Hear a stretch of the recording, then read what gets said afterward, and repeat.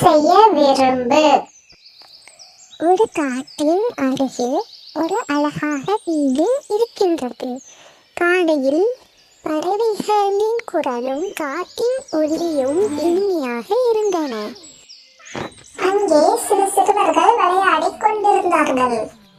திடீரென ஒரு பறவை கீழே விழுந்தது. அது மிகவும் தாகமாகவும் பசியுடனும் இருந்தது.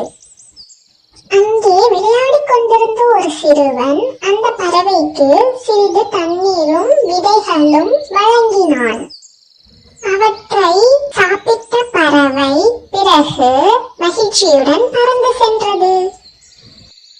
இதை பார்த்த அவர்களின் அம்மா மனிதர்களை மட்டுமல்லாமல் பிற உயிர்களுக்கும் உதவிய அவர்களின் செயலை பாராட்டினார்.